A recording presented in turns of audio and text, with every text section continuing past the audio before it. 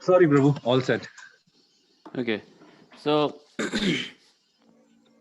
in the Upanishad, between the discussions of Yagyavalk and Gargi, Yagyavalk says, Yova edat aksharam gargya viditva smim malloke juhoti yajate tapastapye bahuni varsha sahasrani antavadevasya tadbhavati.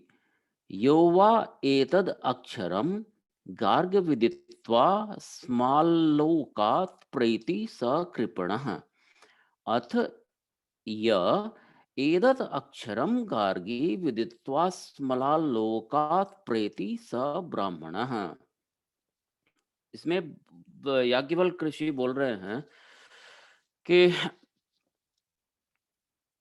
who in this world, whoever in this world, without knowing this immutable soul, offers oblations to fire, performs any sacrifice, undergoes any austerity or tapasya, even for many thousand years. Even after doing that, the person finds all such acts are perishable. Then he says, who departs from this world without knowing this immutable soul, the Brahman, is a miser. But he who departs from this world after knowing this immutable soul, the Brahman, is a knower of Brahman. Okay? So, the true meaning, according to scriptures, of Kripan is one who departs this world without knowing the Brahman, the soul, is a Kripan. Hmm. And all the activities done by that person throughout the life, no matter what kind of activity, how uttam that karmani be, the person finds all that activity to be temporary. It does not yield a permanent transformation. It does not take anybody to the final goal of the life. Okay, that's the scriptural definition of kripana. So, even after doing anything that Arjuna wanted to do, or might have thought he might have to do, he finds that all these things are going to stay temporary. And he finds himself in the situation that does not take him out of that status of being a miser, Kripada. And that's why he is willing to listen to Bhagwan. Hmm? And then in the later verses, he repeats his understanding or his apprehensions in fighting. Okay. Now, there are a few things which he said, which is quite confusing and which are quite consistent on his part as well. Okay. In one verse, he says himself to be dharma sammudh cheta. That means he is oblivious of his own dharma. But previously, he said, Uchokam Yachokam Uchoshanam Indriyanam. If you see 2.8, later he said, Yachokam Uchoshan Indriyanam. Earlier in 2.1, he said, Asrupurna Kulekshanam. And in the last verse of the previous chapter, he said, Shok Samvignamanasaha. So he's showing the symptom of Shok, Samvignamanas. He is Asrupurn, and he had dried up all his senses. That is not the sign of a person who is not aware of what to do in the case of dharmic responsibility. If he was in dharma samudh state, actually, he would have asked Krishna to teach him what is dharma and what are the roles and responsibility according to his dharma. But what he is showing is completely different symptoms. He's showing the symptoms of somebody who has gone into moha. And from moha comes out agyan, and he's showing the symptom of agyan. He has no control of himself. So the symptoms of Arjun shows a person who has lost the control of his senses, which is contradictory to somebody who understands that he lacks the knowledge of dharma. A person who lacks the knowledge of dharma will approach by asking, please give me the knowledge of dharma. Tell me what to do, what is appropriate for me to do at this time. But he will not lose his senses. He has lost, Arjuna has lost his senses. And the loss of his senses is because of two kinds of moha. One is rag-janya moha, and another is ajnana-janya moha. And he became purusharth aksham. He could not follow the direction of his purusharth. But whatever he said, dharams are mood cheta, Bhagwan understood the problem. The problem was not in his understanding of dharma. His problem is he has become completely, he has gone into the state of um, illusion because of the moh. Okay. And that's why Bhagwan started working on the cause of his problem, which was Ajnana Janya Moh and Rag Janya Moh. His problem was not being ignorant of dharma, but being being attached to the known people for whom he had plenty of moh. The true problem was ignorance. That's why the first thing Bhagwan does is to give him knowledge. Okay? Mhm. Not Mhm. not dharma gyan nimitt, but atma gyan nimitt. Because he lost himself. In the case of moh, the jivatma loses himself.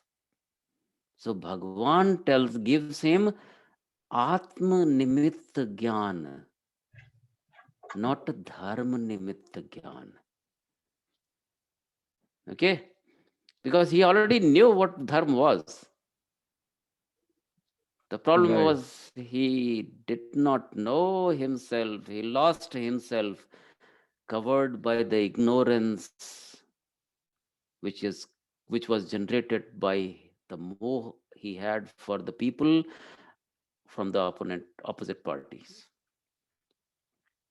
Hmm. So here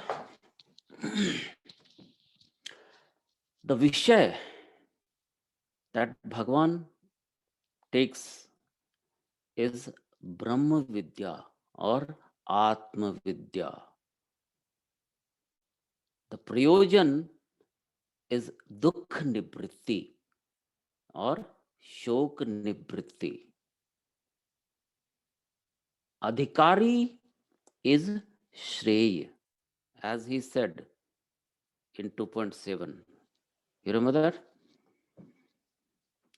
In 2.7, he says, Yashreyah Syanishchitam Bruhi Tanme. So Shreya is the Adhikari.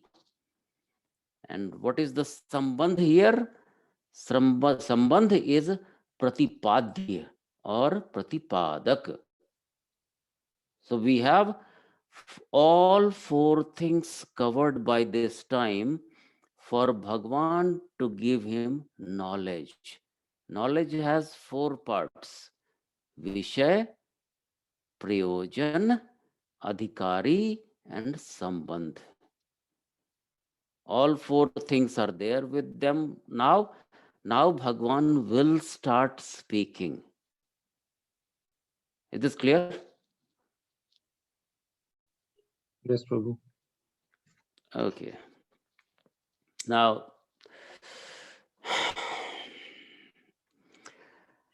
we'll talk on this verse 2.11 now.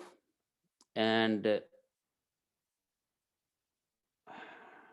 let me recite the verse and then we'll take it a little further from there. Sri Bhagavan Uvacha. You can repeat if you want. Sri Bhagwan Asochan anvasocastvam Asochan Anvasochatva pragyavadanscha bhasase Pragyavadascha Bhashase gatasuna agatasuncha Gatasu Agatasuncha nanusochanti panditah. Nanushanti Pandita. Okay, so the the anvay of this verse is that Bhagavan is saying, Tvam asochan anvasochah pragyavadan cha bhasase panditah gatasun agatasun cha na anusochanti. That means you are thinking about things which should not be concerned of. You should not be concerned of. Then pragyabhadancha bhasase. You sound like very knowledgeable. You're using very knowledgeable words, very profound words. But panditah gatasun agatasun cha na anusochanti. The true wise doesn't think of things that is there or is bound to go. That's the literal meaning of this. Okay. Now, before I start going into the detail of this, here Bhagwan is mentioning of two different things, and I just want to all of you to be aware of what those things are first before we go into the detail of this. Okay.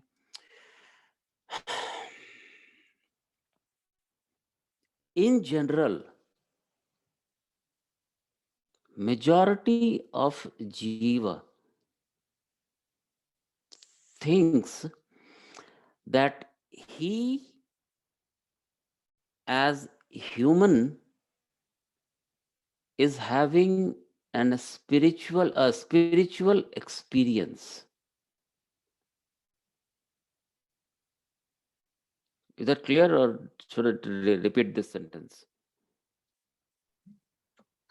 What you said is uh, we heard it, but समझ में नहीं आया कि means spiritual है.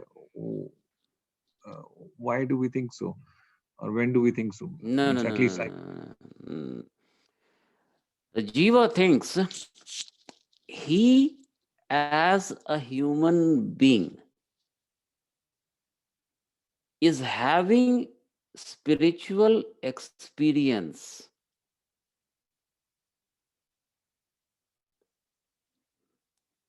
Where in fact, that is not true. So, what I said is the jiva thinks himself as a human being. As a human being, he is having spiritual experiences. Okay? Okay. Meaning is there that the identification is with the species human being, and that identity is experiencing something which is not related to this. So if I say I am happy, I is my identity and happiness is my experience.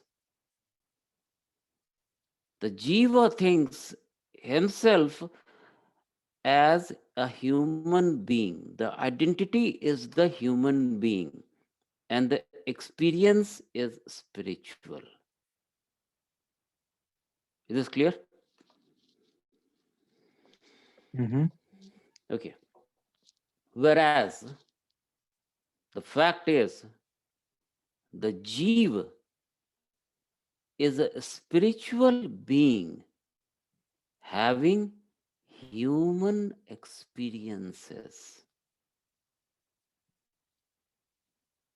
These two sentences are very profound from multiple perspectives. In the first sentence, what the jiva thinks, the entity is of a human being.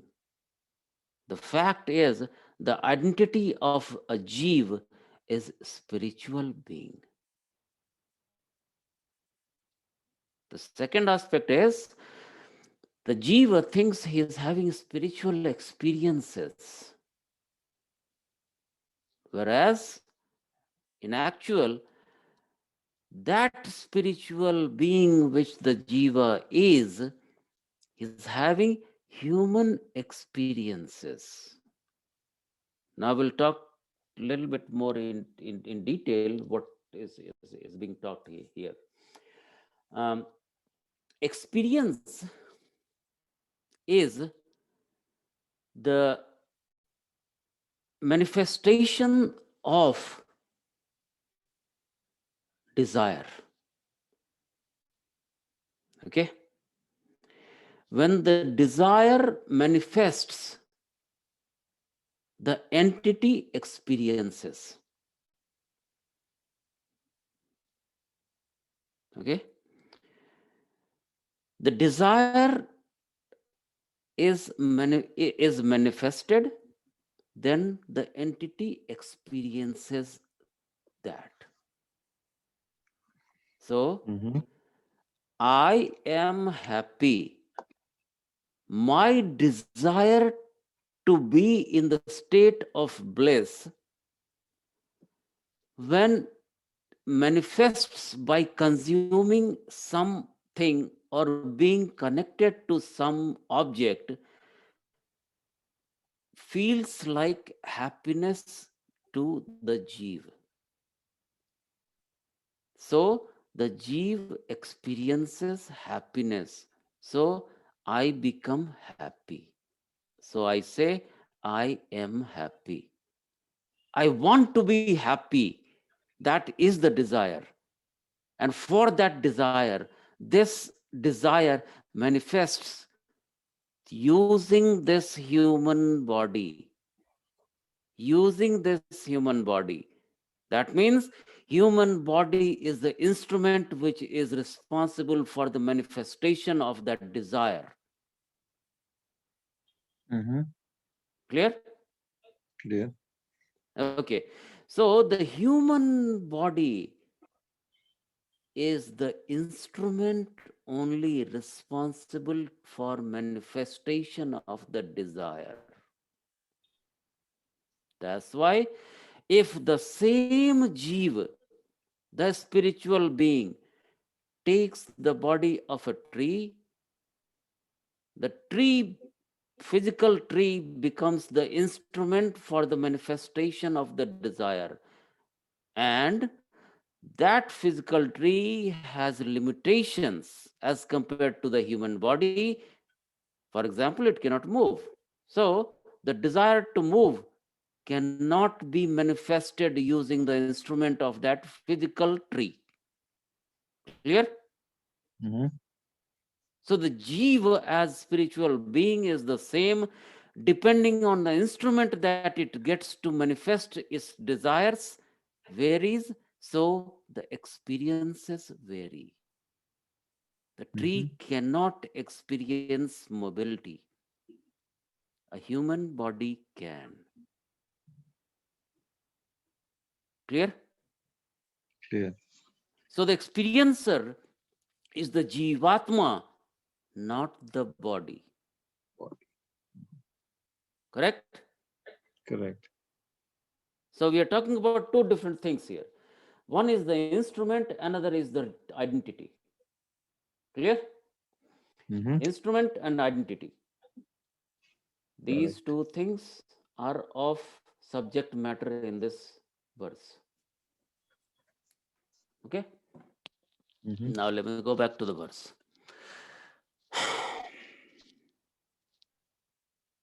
Hmm. So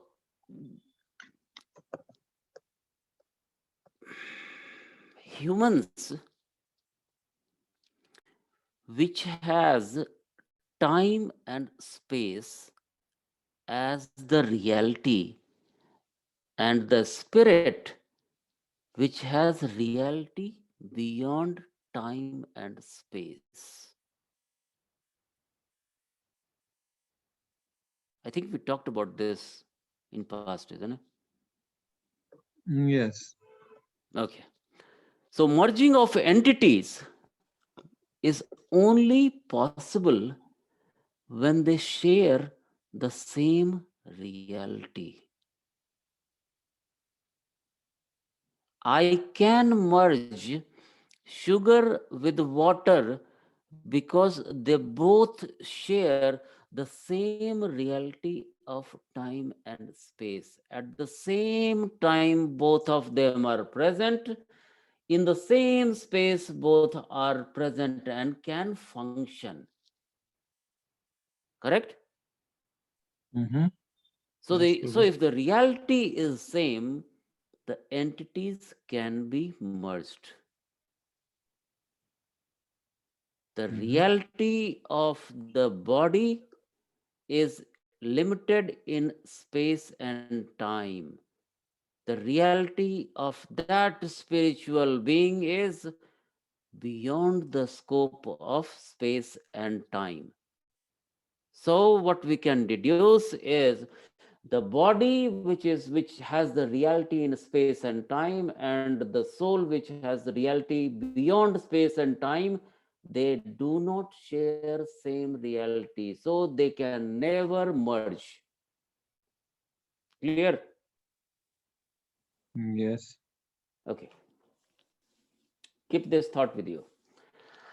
So for those who deserve no grief, Bhagavan is saying you are grieving for that. What Bhagavan is pointing out is the entity which has reality limited in time and space. Then Bhagavan says, for the living and for the dead, the wise do not grieve. Hmm. Now, it is quite simple to understand. If I understand this, that this body which has limitation in time and space, and the soul which has no limitation, I should not worry about the dead. Because if I understand this is limited in time and space, that translates it's having a start and end. And not limited in time and space means it never started, it will never end. Correct? Mm-hmm. Okay. So it is easier to understand if I have an entity which is known to destruct sometime, I can understand this concept and prepare myself not to grieve for this. But Bhagwan says, for the living and the dead, the wise do not grieve. So why grieve for living? Why somebody will grieve for living? I can understand somebody might grieve for the dead or something that was there and it's no more. But why somebody will grieve for something which is living? Any idea? Moh. Moh will continue, but moh is to have it. The living, you have it. Then why Mm-hmm. grieve? Then why grieve? The Bhagwan moh. says for the living or the dead, the wise don't grieve. I understand wise will not grieve for the dead. But why anybody will grieve for the living?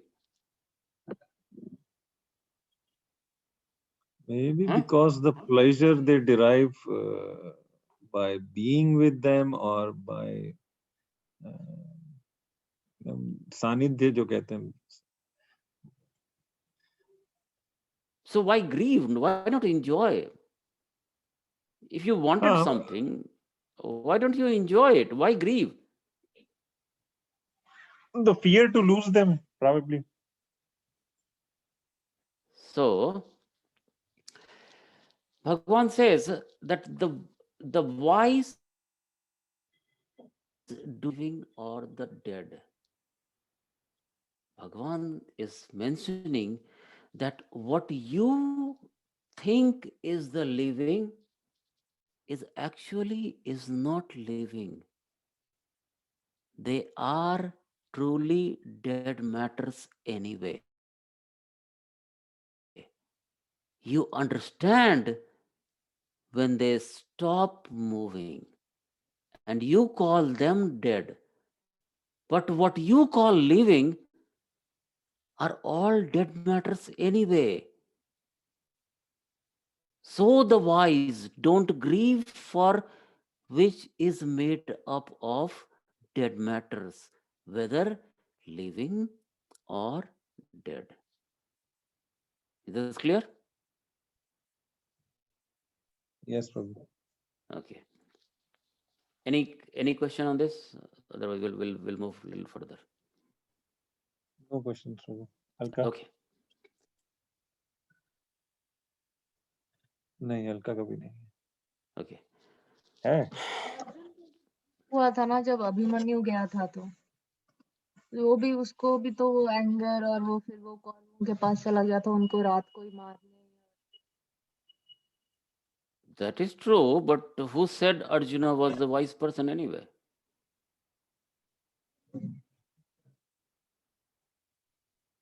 If Arjuna was a wise person, why would Bhagwan say anything to him? Gita ही नहीं होता ना। So he truly was not wise. Think of that. Even after the instructions of Bhagwad Gita, he did not become a wise person. He only became surrendered. So he started following the instructions of Bhagwan. He did not become a wise person. That's the difference. There's two different things, being wise and being a surrendered soul. He became surrendered. To become wise is a lifelong journey, many lives. You can surrender instantly if you have the appropriate teacher. So surrender is a feeling or emotions based. Knowledge is hardcore work. So the wise collect knowledge. We talked about the 3 stages of knowledge, isn't it? Did we? Prabhu. I could not hear you well. Can you repeat, please? Yes, प्रभु, किया था। Okay. So Bhagavan says, the learned man, the wise, who is that person? One who knows what is this instrument and what is this spiritual being. And that person who knows the body and the soul does not lament for any stage of the body, because the body is, has been, will always be a dead matter. It is created from dead matter and it eventually will go back to the dead matter. It stays as dead matter. And that's why in the later chapter, Bhagavan says, Brahma Bhut Prasannatma na sochati na kanchati. That one who understands the Brahma becomes truly happy, because the nature of that Brahma, the soul, is to be happy always. And that's why he derives, that wise person derives happiness from that soul and stays happy always, because this body is never, has never been alive and it will never be alive. What is alive is that soul which has been alive and is alive and will be alive always, because it lives, it exists beyond the dimension of time and space. Okay. Now,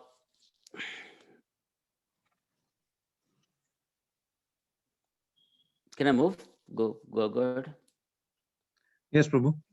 Okay. So the problem with every relationship or every contact that a jivatma has is that the jivatma always interacts with dead matters, always, because beyond that soul there is nothing alive in this whole creation anyway. So for example, I am interacting with you. I, as the soul, interacts with you as the body only, because I cannot comprehend your soul ever. Same way, you as the soul, the living entity, interact with me as the body only. And that body is a dead matter, a lump of dead matter only, nothing more. Mm-hmm. Correct? Yes, Prabhu. Okay. So all the relationships, every connection that the soul has in this creation is with dead matters. The soul has few intrinsic characteristics, and that is Sat, Chit, and Anand. It is eternal, it is full of knowledge, and it is full of bliss. And because of its having full of knowledge, that means it has knowledge of everything that has been in this creation and what is and what will be in the creation. The soul has knowledge of all. So the soul knows that the dead entity which it's interacting with is temporary only. There was a time when this object was not there, and there will be a time when this object will not be there. But a jeev who does not identify itself with that soul and identifies with the body also understands this and goes into the state where Arjuna was, in the state of illusion, and starts grieving for things that he has.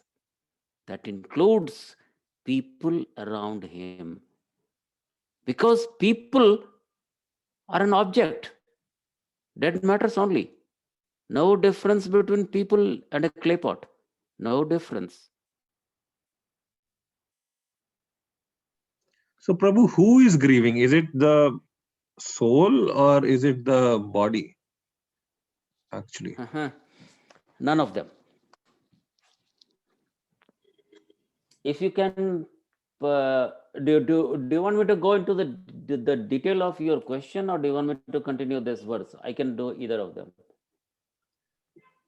let's go into this detail because now I am little more curious about who is actually Detail grieving. of this question. Yes, please.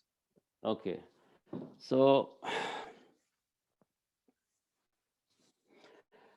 for this to understand, I will have to teach you a little bit of Vedant. Okay. Because who feels is beyond the topic of Bhagavad Gita. Hmm.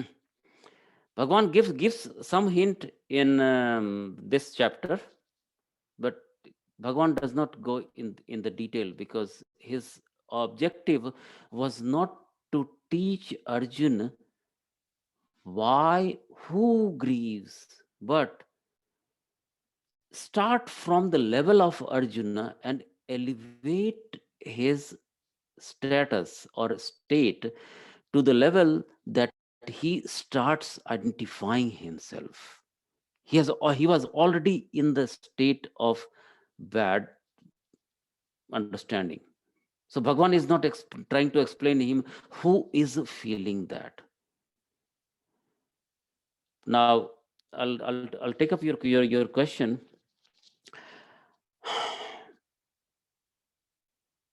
Do you remember the three bodies that we talked?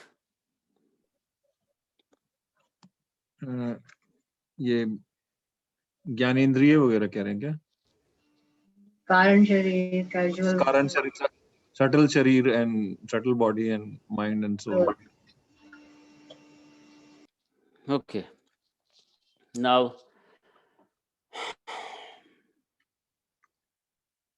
who is Jeev? The body. Soul with vasana. I think we talked about this. Yes, we did.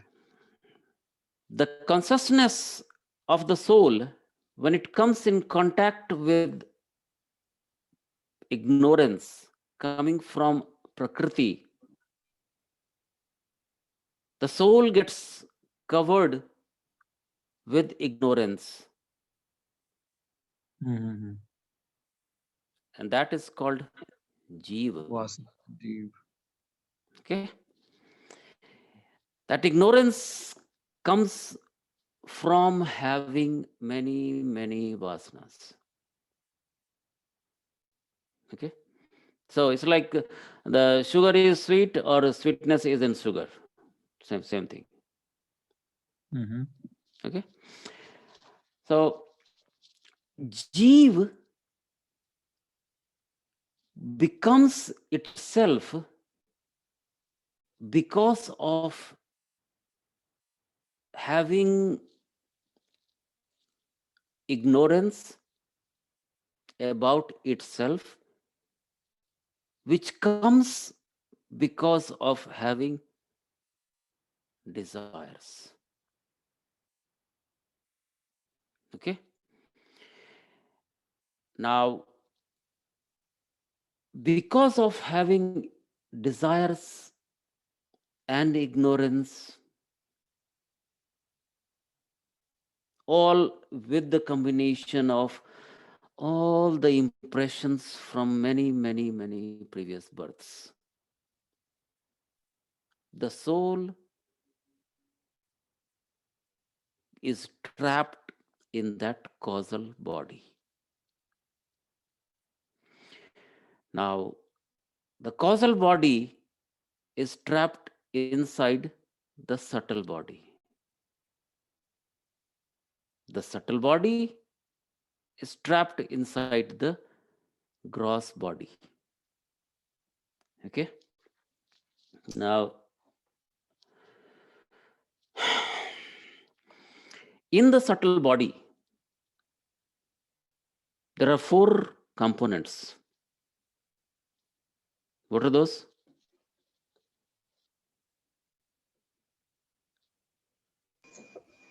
The bowl. Mind, ये intelligence. चित, मन, चित, ये सब बोल रहे हैं ना? Huh. बुद्धि और Ego, ahankar. ego.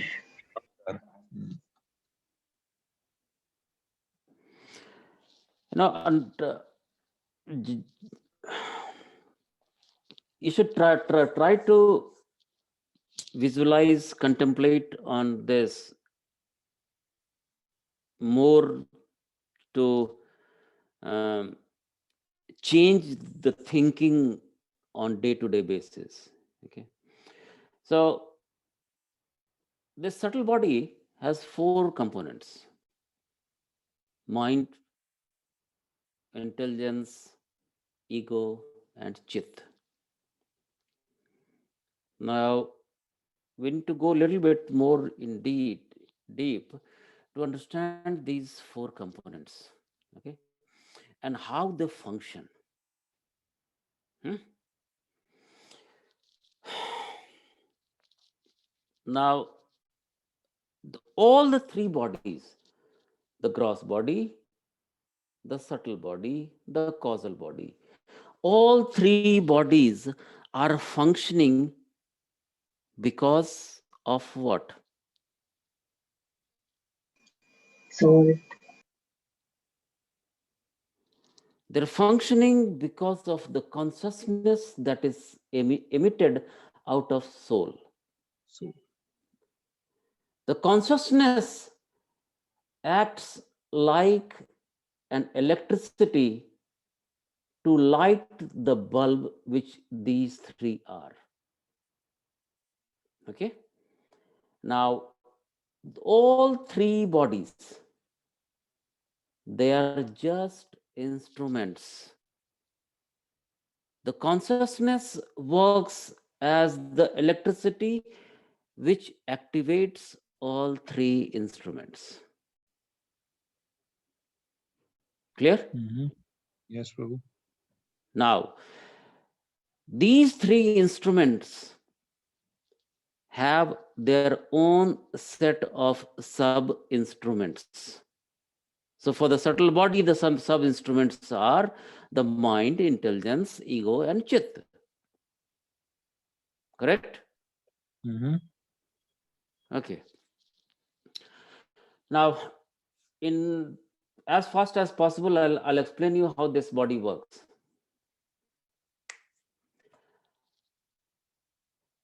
The consciousness is emitted from the soul. It passes through the layer of ignorance in the causal body. That consciousness which comes out of the causal body is contaminated because of having the previous past life's impressions and vasana. So, this consciousness which comes here gets transformed, and the consciousness that leaves this current sharir, the causal body, has been changed. It is contaminated consciousness. The contaminated consciousness carries the desire which is engraved in the causal body. That desire is carried by the consciousness and transferred to the mind. Is that clear at this time? Yes, Prabhu. The mind has two vritti, sankalp and vikalp. It wants to fulfill the desire or neglect the desire. In either case, it sends that request to intelligence, the buddhi. Buddhi says, go ahead or don't do it. And mind says, okay, let me go ahead or don't do it. When it decides to go ahead, it uses the two sets of instrument that the gross body has. Okay, so the gross body has two sets of instruments. One is knowledge acquiring organs and another is working organs. Here is the mind in the subtle body. These two set of organs are part of the gross body. Between this gross body and the mind is the the agent of those organs, the working organs and knowledge acquiring organs. These two are in gross form in gross body and in subtle form in subtle body. The subtle component of those working organs and knowledge acquiring organs, they interact with the mind. Okay, they get the instruction from the mind and they talk to their counterpart which is grosser in the gross body, and then the knowledge acquiring organs and the working organs starts functioning. The information is retrieved through the same channel as well.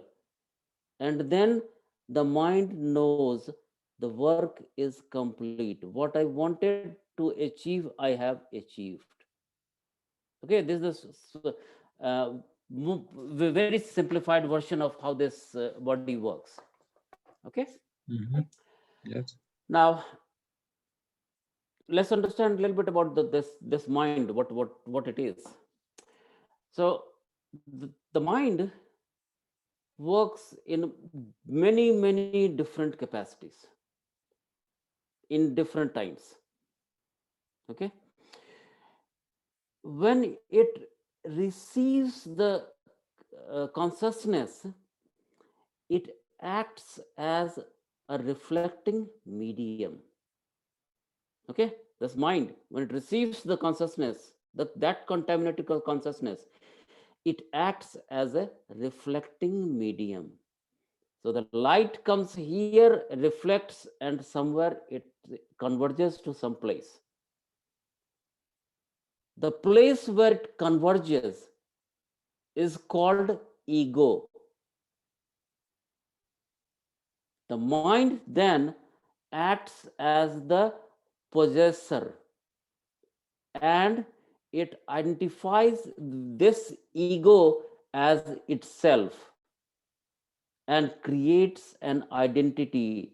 That identity is stored in the intelligence.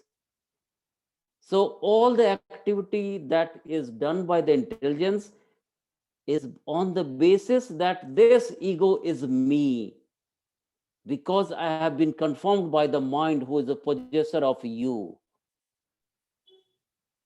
Is that clear? Yes, Prabhu. Okay. So, this ego is the wrongly identified identification created by this mind.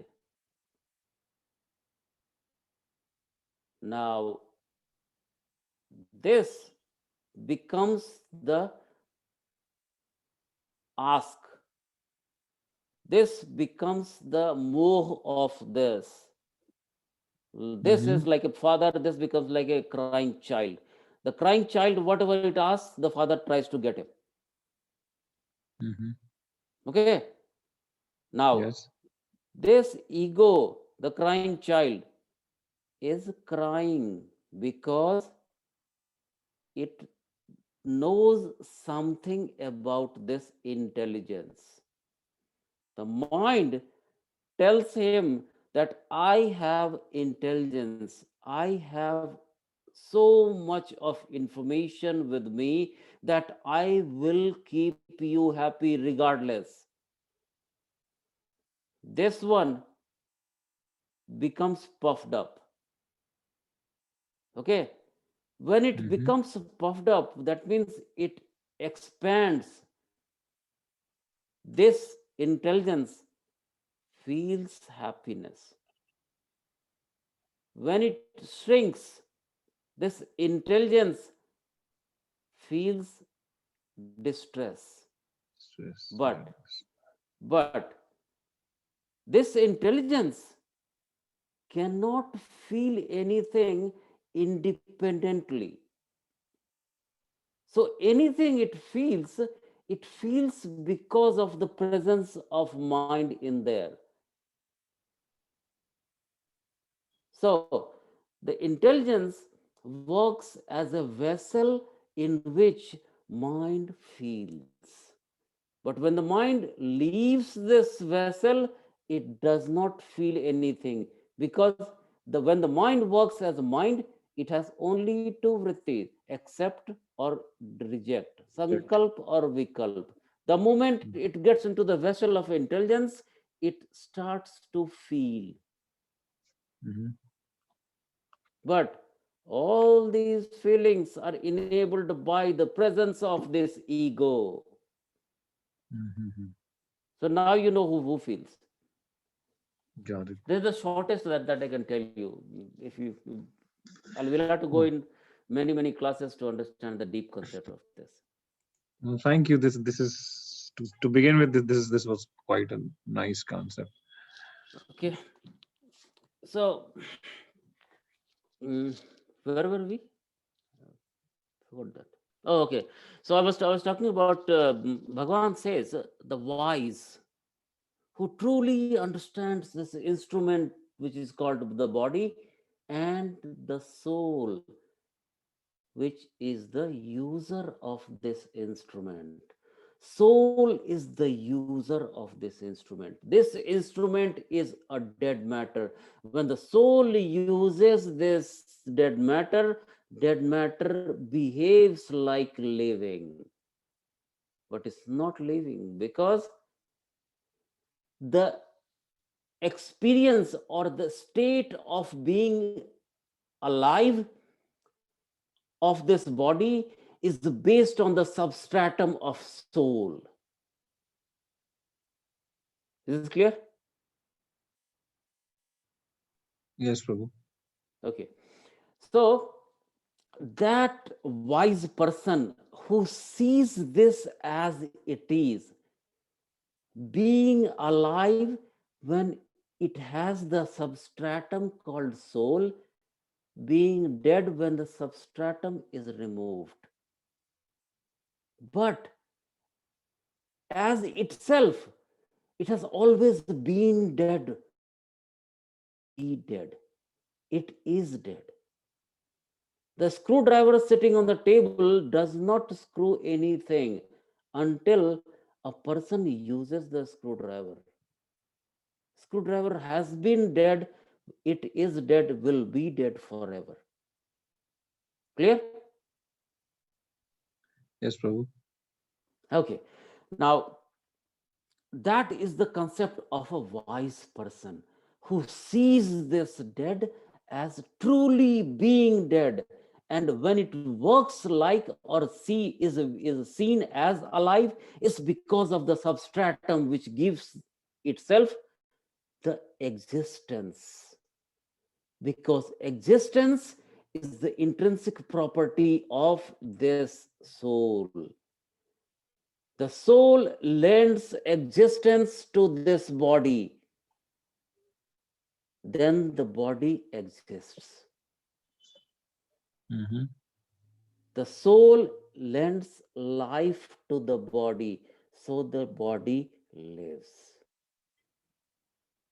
Body as independent entity has no existence and no life. We'll talk about the existence in a few words down the line.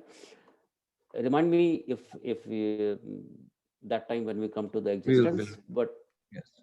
existence is loaned by the soul to this body. This body does not have existence as its intrinsic property. It never had. It will never have. Okay? Mm-hmm. That's प्रभु एक why. Question था. Sure. Sorry, इसका मतलब है अभी तक जो हम लोग समझे हैं कि if one soul cannot see the soul inside other body, तो ये सोल हमेशा यही समझेगा कि वो अकेला ही है यहाँ पे, because he is not able to see or feel other souls. Is that a right assumption or just off track, but no, ऐसा दिमाग में आ रहा था कुछ. इस क्वेश्चन को लिख लीजिए. Okay. I think it is in the next verse we'll talk about the nature of the soul, and then we'll know. In short, if I tell you that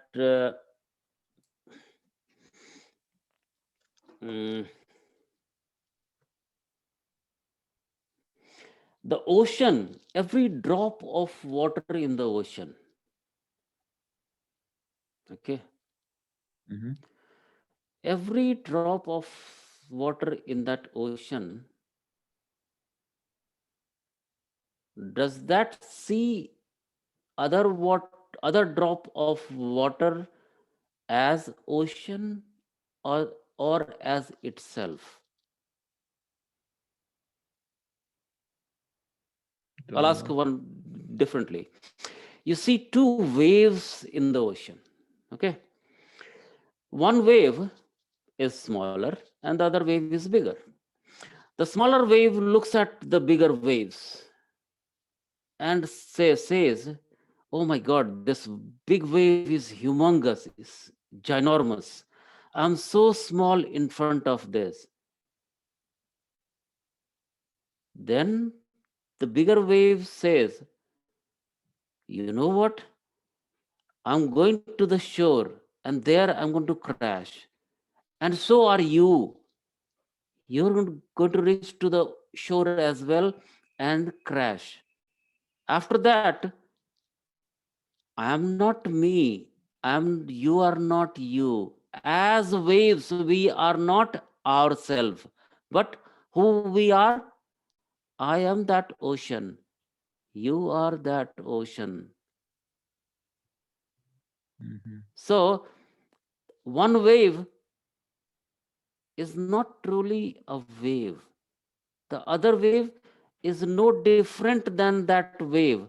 And both of them are no different than the ocean itself. Everything is ocean. Right. Correct? Yes, I get So your point. understand this I- and Yes, sir. remind me. Hopefully, I'll remember this in next verse, where we'll talk about the nature of the soul. Sure. Okay, that's next verse. So where was I? I forgot that. Okay. Uh, so I was talking about this wise man. Wise man sees what is gata and what is agata, what is lost and what is not lost. Okay, I'm going a little different side here, so be attentive. So for the person who sees the body as the soul, that means there is nothing other than the body. For the person who sees that this body gone, the person is gone. As long as this body exists, this person exists. The person who has a different understanding sees the person is here. In the coat, he's called something different. In the t-shirt, is called something different. But the person is same. Clear? So the person is not lost when the body is lost.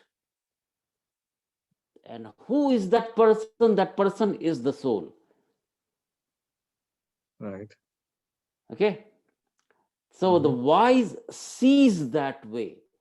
Now, earlier we were talking about two different components. Now I'm talking about one component sitting on top of the other. The outer component keeps on changing, the inner one is changeless. This never lost. This always lost. But when I see this as a single thing, is here and is lost, I grieve because I know it will be lost. And I grieve now because it's already lost. Correct? Arjun was seeing that image. It is there. Now I'm going to fight and it will be destroyed. But I like this. I want to be in the company with this. I want to behold the presence of this forever.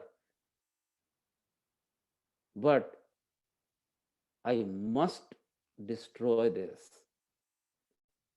That's why he did not agree on agree on completely surrendering to Krishna, because he knew what dharma is and what the responsibility of the dharma is.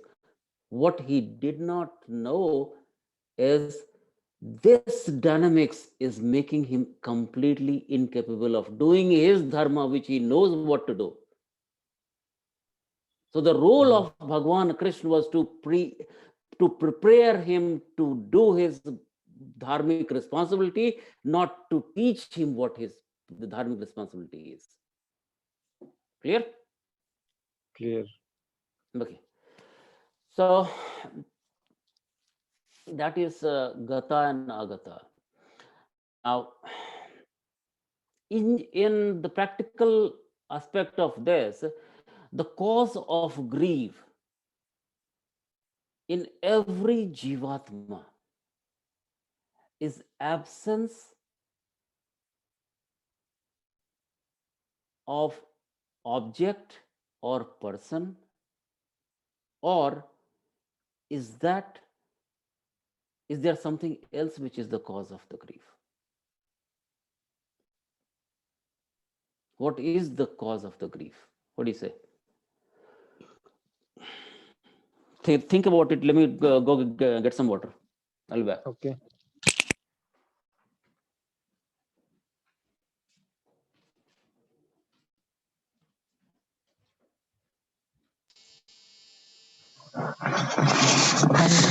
Cause of grief क्या है? क्या कह रही है aunty? मैंने कहा cause of grief क्या है? Call of? तूने पूछा ना cause of grief क्या है? Cause of grief. दुख का कारण क्या है? दुख का कारण क्या है? Correct.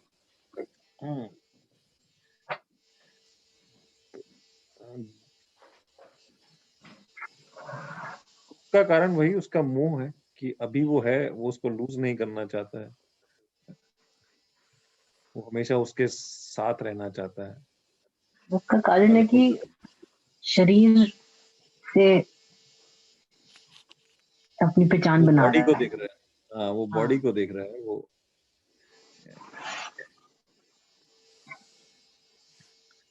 तो I think पता नहीं, मुझे कुछ और भी हो सकता है। Okay, so what do you think?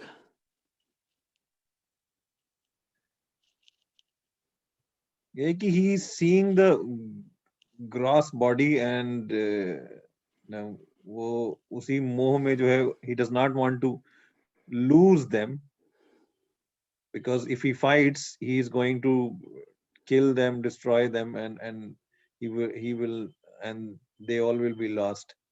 So he Okay, is I asked the question that what is the cause of the grief? Is the cause of grief for a person or a jeev is the absence of object or person, or is it something else?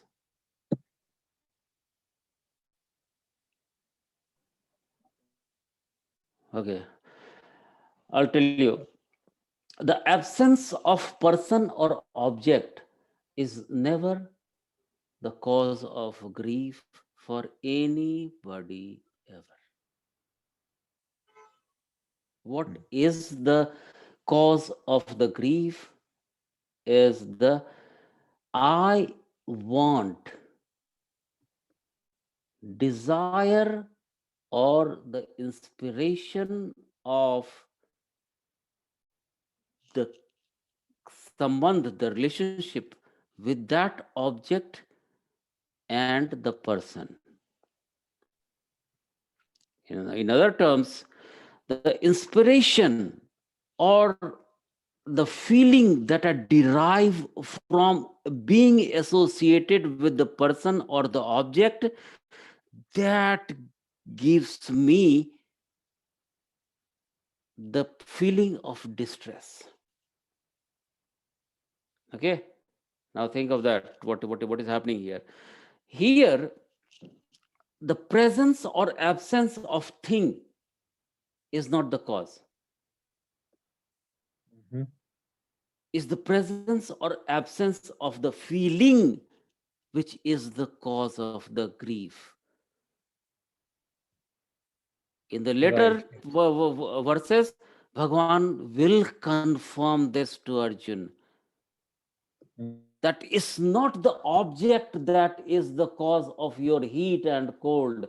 It is the feeling that you derive from that object, which is the cause of the feeling of hotness and cold in you. Right. Correct? Yes. Okay. Now, in the same line, in Chandogya Upanishad,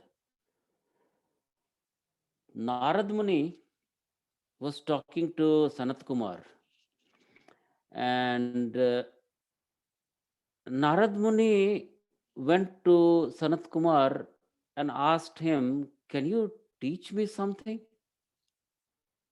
And Sanat Kumar asked him, "Tell me what you know as of now." Okay. So Narad Muni said, "I don't know anything."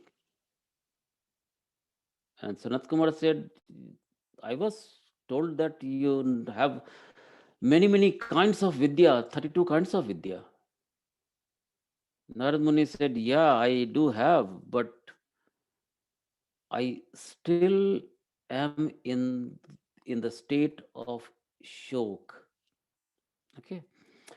And why is the shok? Because I still don't think I understand who am I. Sanat Kumar told him, "I can take you out of the state of shok because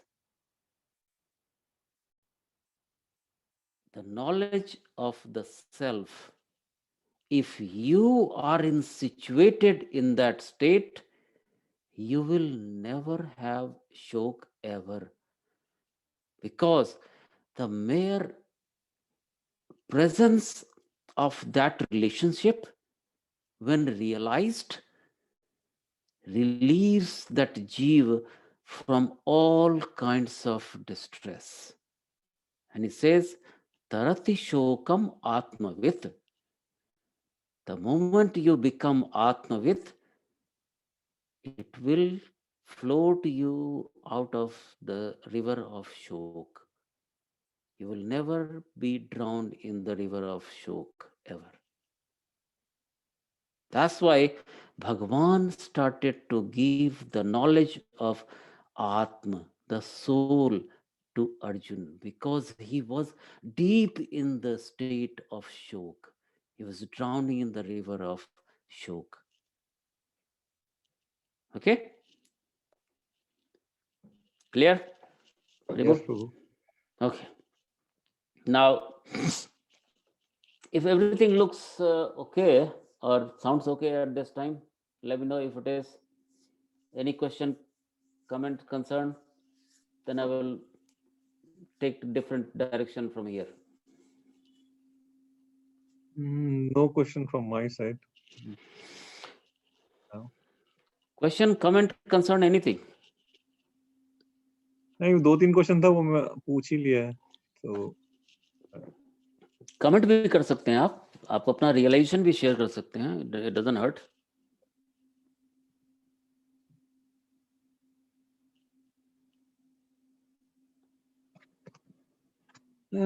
realisation सो थोड़ा और मंथन लगेगा इस पे to realise because अभी कुछ और ऐसा लग रहा है कि अभी पूरा कंप्लीट नहीं हुआ है समझना कि बट कुछ मिसिंग लग रहा है. I am not able to think what is missing. About what? About this soul concept only. Ah. Oh, soul concept.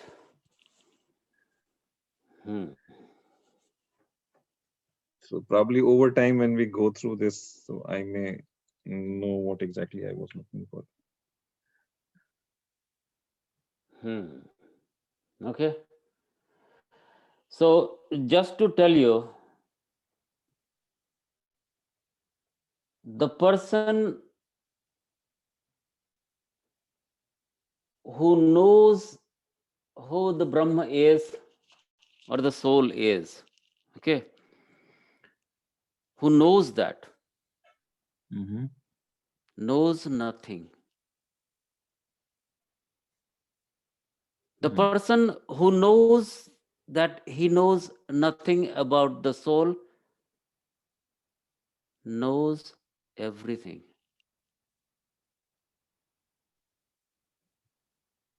When you have time, we'll discuss about this. There is no one other than the Brahma itself who can say that I know myself and truly know itself. The person who is situated in that Atma never realizes that he is sitting in the Atma.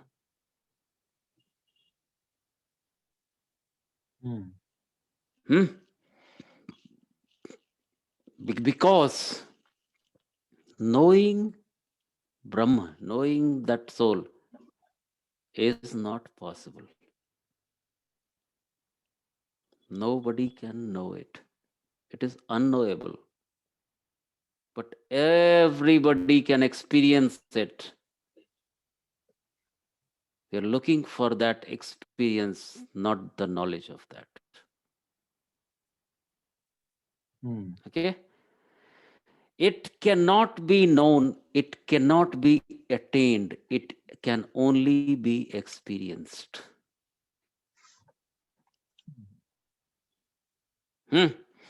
So all the Upanishads are going to teach us that they update us on the path by which we can know the pointer to the soul. And after we reach to the pointer to the soul, we start experiencing the soul. When we experience the soul, the entity which informs us that I'm aware of this experience is not there, is lost. We'll talk about that later when you when we get some leisure time. I'll take you. I'll tell you the discussion of Nachiketa with Yamraj and Sure, bro. what Yamraj tells him. Okay. Sure. So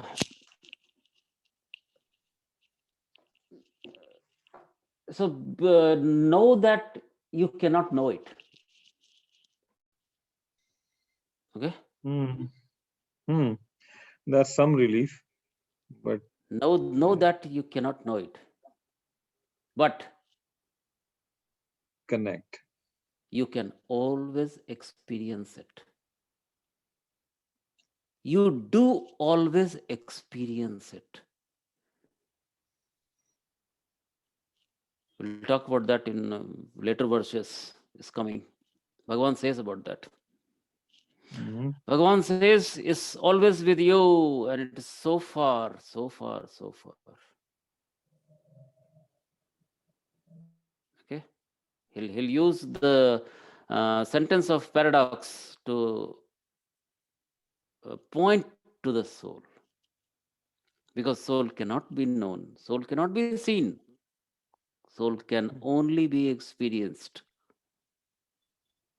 So Bhagavan will never tell him that you will know the soul. Bhagavan always will tell him you can experience the soul.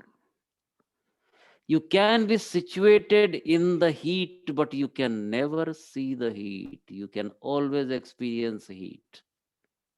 Can you see the light? You can experience the light. Reflection. Yes. Can Yeah, same anybody as see the light other than the light itself? Not possible. yeah. Because you need light to see anything. So what do you need to see the light? You cannot see the light. Soul is something like that. Correct. Mhm. Okay, so if everything looks okay, we'll go further. Or should we? Sure, Prabhu. Okay. So Bhagwan starts relieving the sorrow of Arjuna angles. Okay. This is very important to understand that Bhagwan is seeing the symptom of Arjun and not just relieving his state of sorrow from what he thinks the situation is, but he puts himself in the shoes of Arjun and finds that he is deviated from all three different angles, not just one angle.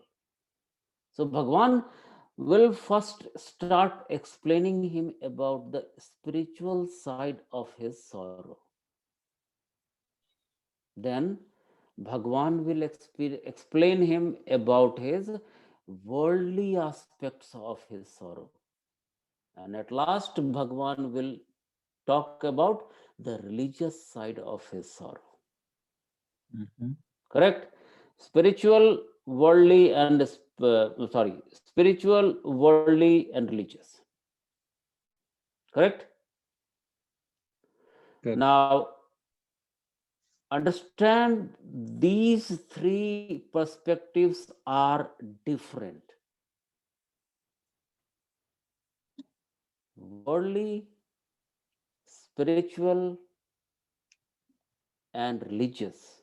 All three are different perspectives. And we must understand these instructions as it was delivered. Now, let's understand what these three perspectives mean in this world to us. Because we are going to use this information in dissecting the information that is given by Bhagwan. Okay, so tell me what worldly perspective means. जो हमें दिखाई दे रहा है, our senses tell us, we feel through our senses.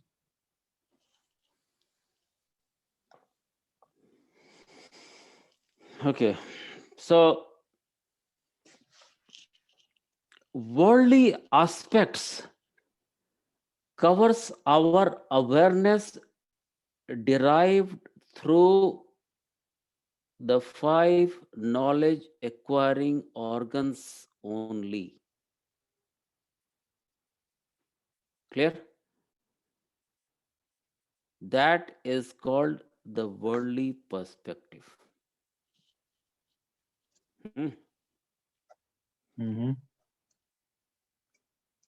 What is spiritual perspective?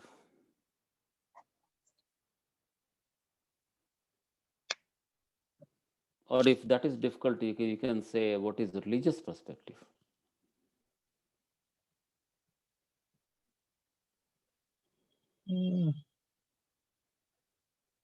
Something to do with faith.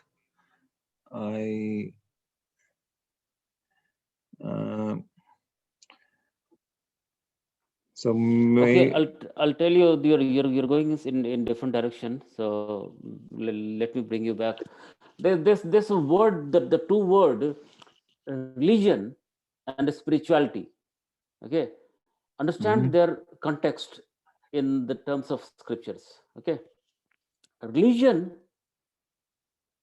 covers our life as the best it could be. So the aim of religiosity is to make our life as good as it can possibly be. Okay, that is the umbrella of religiosity. The spirituality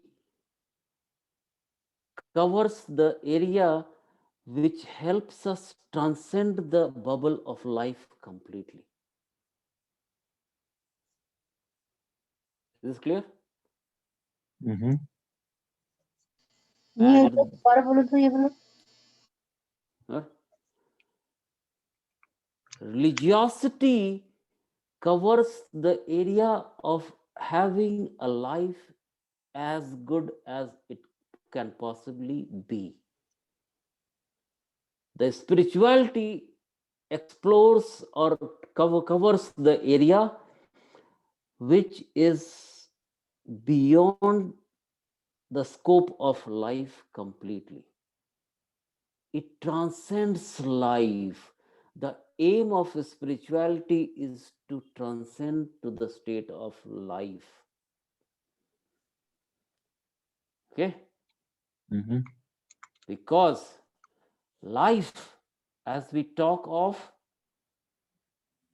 means there was a state there when there was no life. There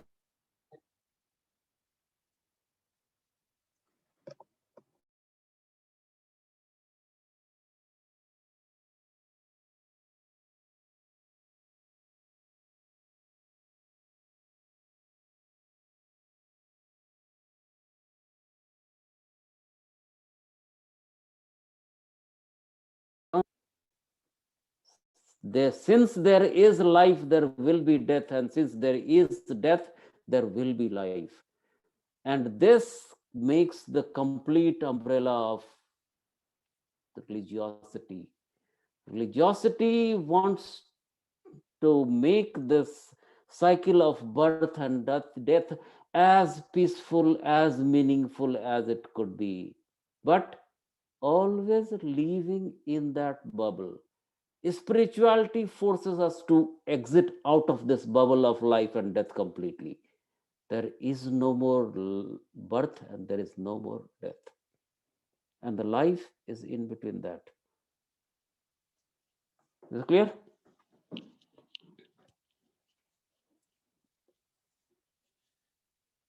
Haribol? Yes, Prabhu. Okay. Yeah.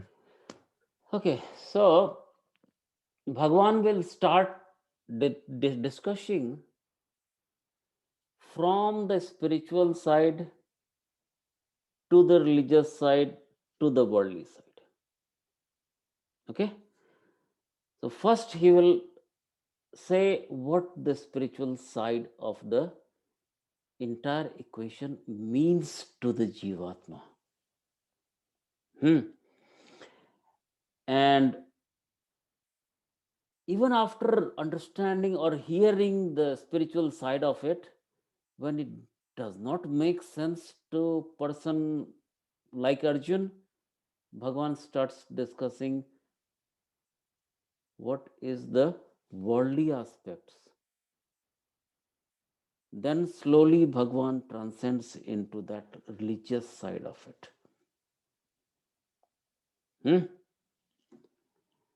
So in that spiritual side of it, Bhagwan will talk from verse 12 through 29 or 30.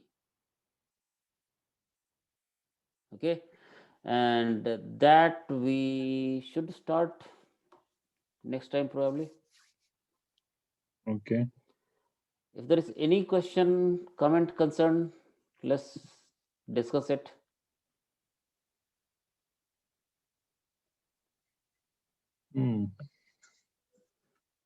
Anything in this verse?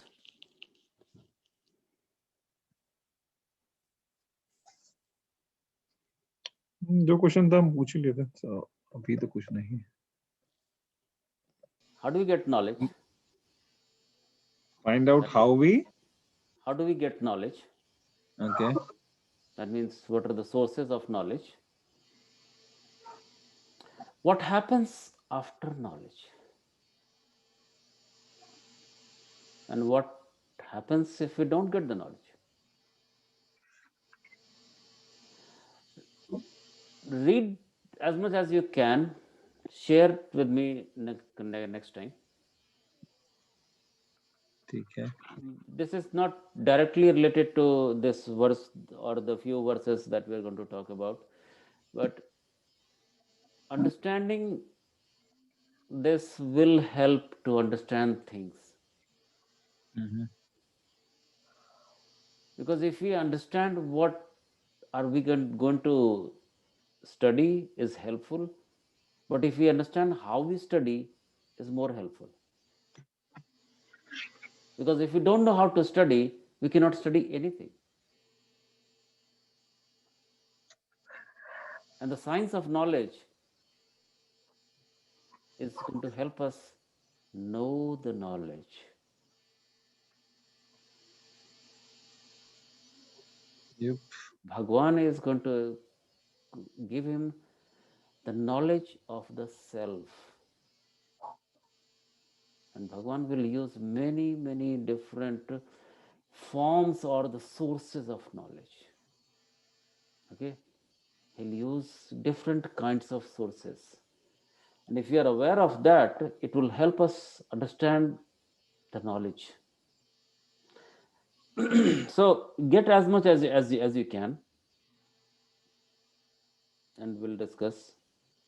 But don't forget what we discussed about the verse, because that is the core of it. Okay. The next 17 verses, 11 to 28 probably, or 27. 16 verses are the most difficult verses in the Bhagavad Gita, because it Okay. tries to inform us which is not possible to be informed about.